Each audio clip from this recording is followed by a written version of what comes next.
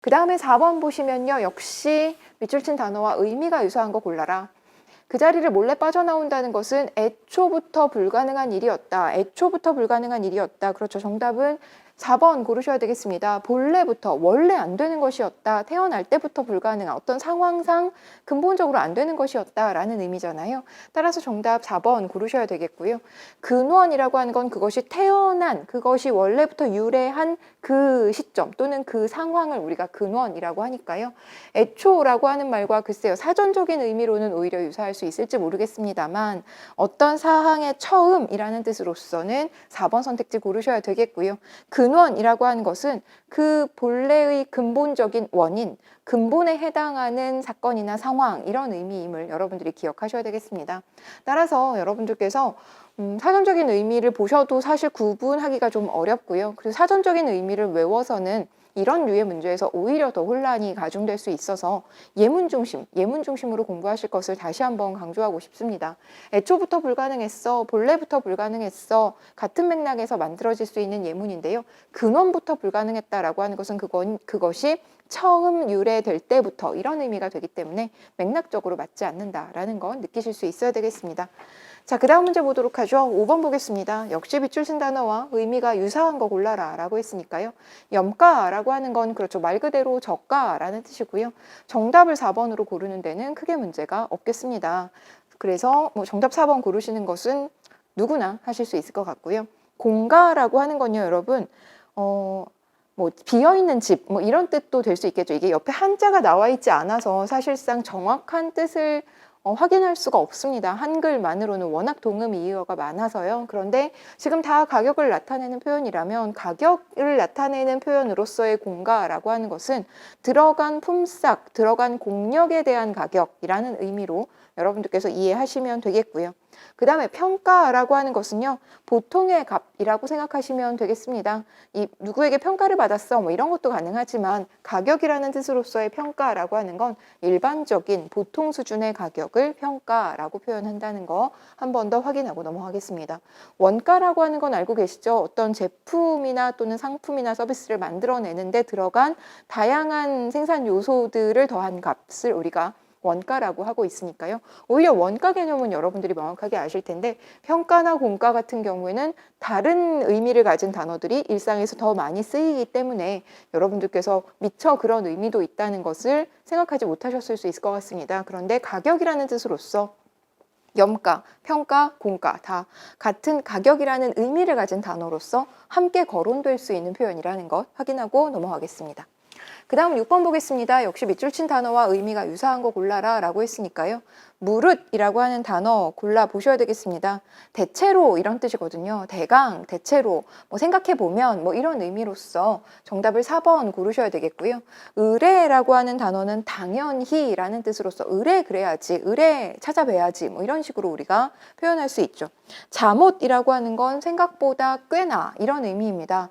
잠옷 비쌌다. 그 옷이 어느 정도일 줄 알았는데 가격을 듣고 나니 잠옷 비쌌다. 이런 식으로 표현할 수 있겠고요. 그 다음에 비단이라고 하는 건요. 항상 부정과 결합하는 표현이죠. 그래서 비단 뭐뭐만이 아니다. 이런 식으로 표현할 때 단지 그것만이 아니다. 오직 그것만이 아니다. 이런 식으로 표현할 때 우리가 부정과 결합해서 비단이라는 표현을 쓴다는 것 예문 통해서 한번 더 확인하시기 바랍니다. 자, 그 다음에 7번 넘어가 보도록 하죠. 다음 빈칸에 들어갈 단어 골라봐라 라는 거예요. 자, 연결 표현, 접속 표현을 골라라 라는 것이니 맥락적인 의미를 좀 이해해 봐야 되겠습니다. 세계적으로 한국 김치의 위상이 나날이 높아지고 있지만 동시에 김치 종주국에 대한 중국과 일본의 주장은 날로 강해지고 있다.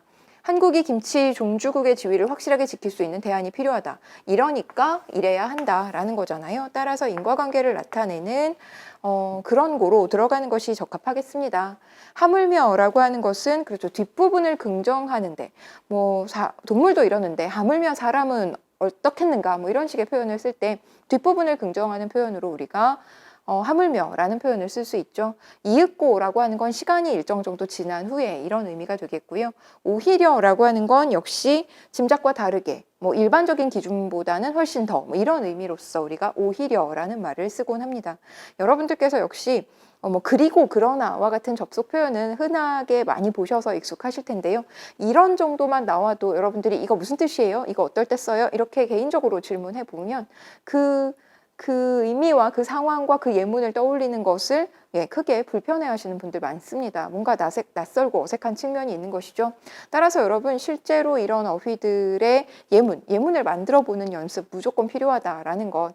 뭐 너무 낮은 수준의 어휘는 보실 것도 없겠습니다만 실제로 우리가 변별이 이루어지는 어휘가 대단히 뭐 어렵거나 뭐 생소한 어휘여서가 아니라 이렇게 뭔가 분명히 안다고 생각했는데 예문이 즉각적으로 만들어지지 않는 수준의 어휘들이 가장 변별을 만들어내는 수준의 어휘다라는 거 생각하시면 좋겠습니다. 자, 그 다음에 8번 문제 보도록 하죠. 역시 빈칸에 들어갈 단어 순서대로 바르게 연결한 거 골라라 라고 했으니까요. 문장 한번 같이 보도록 하겠습니다. 빈번한 개인정보 유출 사고와 공공기관에 대한 해킹 시도는 보안 시스템의 허술함을 증명한다라는 뜻으로서 방증 고르실 수 있어야 되겠습니다. 보증이라고 하는 건요, 이 사람의 어떤 신용이나 재산 상태 이런 것들을 증빙하는 것, 이런 것들을 책임지는 것을 우리가 보증이라고 하는 거잖아요. 검증이라고 하는 건 어떤 검사를 통해서 증명하는 것을 검증이라고 하고요. 증명은 이렇게 제시하는 것, 보여주는 것을 의미합니다. 그런데 지금 여기서는 보안 시스템이 허술하다는 것을 더 도와주는 자료로서 증명한다라는 뜻이기 때문에 방증 들어가는 것이 적합하겠고요. 그러므로 이 문제를 해결하려면 사이버 테러를 사소한 일로 여기고 아니한 방식으로 사소한 일로 여기고라고 했으니까 아니한 태도가 적절한 표현이겠습니다. 안일하다라는 단어와 헷갈리지 않으실 거라고 생각합니다. 자, 그 다음에 진부하다라고 하는 것은요, 식상하다라는 뜻으로서 사용되는 표현이니까 뭐 이런 정도의 단어들은 알고 계실 거라고 생각합니다. 방증과 반증을 많이 헷갈려들 하시는데요. 방증이라고 하는 건 그게 옳다는 것을 증명한다라는 뜻이에요. 반증이라는 건 그게 아니라는 것을 증명한다라는 뜻으로서 이해하시면 되겠습니다. 발음이 비슷해서 스펠링도 비슷해서 헷갈리실 수 있는데 거의 반대되는 뜻이기 때문에 여러분들께서 정확하게 알고 계셔야 되겠습니다.